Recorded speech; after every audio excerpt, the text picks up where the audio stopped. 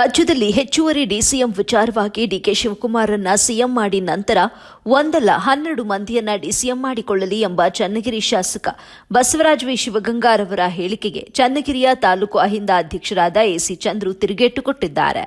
ಇಂದು ಚನ್ನಗಿರಿಯಲ್ಲಿ ಮಾತನಾಡಿದ ಅವರು, ಬಸವರಾಜ ವಿ ಶಿವಗಂಗಾರವರು ಅದೃಷ್ಟದಿಂದ ಗೆದ್ದು ಶಾಸಕರಾಗಿದ್ದಾರೆ. ಅಂಥದ್ರಲ್ಲಿ ನಮ್ಮ ಅಹಿಂದ ನಾಯಕ ಸಿದ್ದರಾಮಯ್ಯ ಬಗ್ಗೆ ಮಾತನಾಡುವಂಥ ನೈತಿಕತೆ ಇಲ್ಲ ಅಂತ ಕಿಡಿಕಾರಿದ್ರು. ಜನ ಕಾಂಗ್ರೆಸ್ಗೆ ಮತ ನೀಡಿದ್ದು ಇವರ ಮುಖ ನೋಡಿ ಅಲ್ಲ, ಸಿದ್ದರಾಮಯ್ಯರನ್ನ ನೋಡಿ. ಮುಸ್ಲಿಮರು, ಕುರುಬರು, ನಾಯಕ ಸಮುದಾಯದ ಜನರು ಮತ ಕೊಟ್ಟಿದ್ದಾರೆ.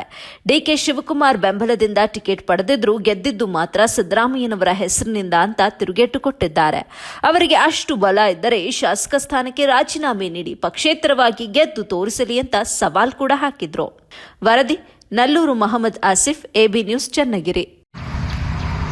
ಸರ್, ಈಗ ಚನ್ನಗಿರಿ ವಿಧಾನಸಭಾ ಕ್ಷೇತ್ರದ ಶಾಸಕರು ಕರ್ನಾಟಕ ರಾಜ್ಯ ಸರ್ಕಾರದ ಮುಖ್ಯಮಂತ್ರಿಗಳಾದ ಸಿದ್ದರಾಮಯ್ಯನವ್ರ ಬಗ್ಗೆ ಒಂದು ಸ್ಟೇಟ್ಮೆಂಟ್ ಕೊಟ್ಟಿದ್ದಾರೆ. ಅದ್ರ ಬಗ್ಗೆ ನಿಮ್ಮ ಒಂದು ಅಭಿಪ್ರಾಯ? ಶಿವಗಂಗಾ ಬಸವರಾಜ್ ಅವರು ಈ ಚನ್ನಗಿರಿ ಕ್ಷೇತ್ರದಲ್ಲಿ ಒಂಥರ ಅದೃಷ್ಟದ ಮೇಲೆ ಗೆದ್ದಿರೋಂಥ MLA. ಆ ಅದೃಷ್ಟದ ಮೇಲೆ ಗೆದ್ದಿರೋಂಥ MLA ಒಬ್ಬ ನುರಿತ ಸಿದ್ದರಾಮಯ್ಯವ್ರ ಬಗ್ಗೆ ಮಾತಾಡೋದು ಅಷ್ಟು ಶ್ರೇಯಸ್ಸಾಗೋದಿಲ್ಲ. ಯಾಕೆಂದರೆ ಸಿದ್ದರಾಮಯ್ಯನ ಅಹಿಂದ ವರ್ಗದಿಂದ ಸಿದ್ದರಾಮಯ್ಯನವ್ರ ಮಖ ನೋಡಿ ಮತದಾರರು ಕಾಂಗ್ರೆಸ್ ಪಕ್ಷಕ್ಕೆ ಓಟ್ ಹಾಕಿದಾರೆ ಹೊರತು ಶಿವಗಂಗಾ ಬಸವರಾಜನ ಮಖ ನೋಡಿ ಯಾರೂ ಓಟ್ ಹಾಕಿಲ್ಲ. ಹಾಗಾಗಿ ಅವರು ಯೋಚನೆ ಮಾಡಿ ಹೇಳಿಕೆಗಳನ್ನ ಕೊಡಬೇಕಾಗತ್ತೆ. ಟಿಕೆಟ್ DKC ತಂದಿದ್ದೀನಿ ಅಂತಂದೇಳಿ DKCನ ಓಲೈಕೆ ಮಾಡೋಕ್ಕೋಸ್ಕರ ಸಿದ್ದರಾಮಯ್ಯನ ಈ ರೀತಿ ಮಾತಾಡೋದು ಮುಂದಿನ ದಿನಗಳಲ್ಲಿ ಅವರಿಗೆ ಚನ್ನಗಿರಿ ಕ್ಷೇತ್ರದ ಜನಗಳು ತಕ್ಕ ಪಾಠ ಕಲಿಸ್ತಾರೆ. ಹಂಗೇನಾರೆ ಅವರು ಭಾರಿ ಹುಮ್ಮಸ್ನಾಗಿದ್ದು ನಾ ಗೆಲ್ತೀನಾಗಿದ್ದರೆ ಒಂದ್ಸರಿ ರಾಜೀನಾಮೆ ಕೊಟ್ಟು ಸ್ವಂತ ಶಕ್ತಿ ಮೇಲೆ ಎಷ್ಟು ಓಟ ಅಂತಾರೆ ಅಂತಂದೇಳಿ ಅವರಿಗೆ ಗೊತ್ತಾಗುತ್ತೆ. ಅಂದರೆ ಸ್ವಂತ ಶಕ್ತಿ ಅಂದರೆ ಅವ್ರು 5,000 10,000 ತಗೊಂಡೆ ಓಟ ಅಂತಂದೇಳಿ ಅದು ಸ್ವಂತ ಶಕ್ತಿ. ಅವರು ಹಂಗೆ ಲೀಡಾಗಿ ಗೆಲ್ಲ ಅಂತ ಓಟ್ಗಳು ಶಿವಗಂಗಾ ಬಸವರಾಜ್ ಹತ್ರ ಇಲ್ಲ. ಅವ್ರ ಹತ್ರ ಅವ್ರೇನೋ ಅದೃಷ್ಟದ ಮೇಲೆ ಆಗಿರೋದು. ಟಿಕೆಟ್ ಕಾಂಗ್ರೆಸ್ ಪಕ್ಷದಿಂದ ಇಲ್ಲಿ ಗೊಂದಲಗಳಿದ್ದು, ಆ ಗೊಂದಲಗಳಿಂದ ಅವನ ಅದೃಷ್ಟ ಕುಲಾಯಿಸ್ತು, ಏನೋ ಟಿಕೆಟ್ ಸಿಕ್ತು, ಜನನ ಮತ್ತೆ BJP ಮೇಲೆ 40% ಕಮಿಷನ್ ಆರೋಪ ಇತ್ತು. ಅವೆಲ್ಲವೂ ಈ ಶಿವಗಂಗಾ ಬಸವರಾಜ್ಗೆ ಪ್ಲಸ್ ಆಗಿ ಗೆದ್ದಿರೋದೇ ಹೊರತು ಯಾವುದೇ ಮತದಾರರ ಇದನ್ನ ವಿಶ್ವಾಸ ಗಳಿಸಿ ನಾನು ಒಳ್ಳೆ ಕೆಲಸ ಮಾಡ್ತೀನಿ ಅಂತಂದೇಳಿ ಅವ್ರೇನು ಗೆದ್ದಿಲ್ಲ. ಅವ್ರು ಗೆದ್ದಿರೋದೇ ಅದೃಷ್ಟದ ಮೇಲೆ. ಅದು ಪಕ್ಷದ ಸಿದ್ದರಾಮಯ್ಯನ ಮಕ್ಕ ನೋಡಿ ಜನ ಓಟ್ ಆಗಿದ್ದಾರೆ. ಈ ಮುಸ್ಲಿಮ್ಸ್ ಇರ್ಬೋದು, ಕುರುಬ ಸಮಾಜ ಇರ್ಬೋದು, ಅವು ಬರೀ ಭಾಳ ದೊಡ್ಡ ಮಟ್ಟದಲ್ಲಿ ಸಿದ್ದರಾಮಯ್ಯನ ನಂಬಿದಾವೆ. ಅವೆರಡೂ ಇಲ್ಲ ಅಂತಂದೇಳಿದರೆ ಬೇರೆ ಸಣ್ಣ ಸಣ್ಣ ಸಮಾಜಗಳು ನೋಡಿ, ಈ ಸರ್ ನಾಯಕ ಸಮಾಜನೂ ಸತ ಕಾಂಗ್ರೆಸ್ಗೆ ಸಪೋರ್ಟ್ ಮಾಡಿ ಒಳ್ಳೆ ಲೀಡ್ ಕೊಟ್ಟಿದ್ದು. ಅಂದರೆ ಎಲ್ಲ ಏನೋ ಬ್ಯಾಕ್ವರ್ಡ್ ಸಮಾಜಗಳು ಅದಾವಲ್ಲ ಅವು ಮಾತ್ರ ಕೈ ಹಿಡಿದು ಗೆಲ್ಸಿರೋದು. ಇವ್ರು ನೋಡಿ ಯಾರು ಓಟ್ ಹಾಕಿಲ್ಲಪ್ಪ. DKC ನೋಡಿ ಇಲ್ಲಿ ಚನ್ನಗಿರಿ ಕ್ಷೇತ್ರದಾಗ ಯಾರು ಓಟ್ ಹಾಕಿಲ್ಲ. ಮುಂದಿನ ದಿನಗಳಲ್ಲಿ ಯುವಕ ಅದಾನೆ ಶಿವಗಂಗಾ ಬಸವರಾಜು, ಒಳ್ಳೆ ವಾಗ್ಮಿ ಇದ್ದಾನೆ, ಅವನಿಗೆ ಒಳ್ಳೆ ಅದೃಷ್ಟನೂ ಇದೆ.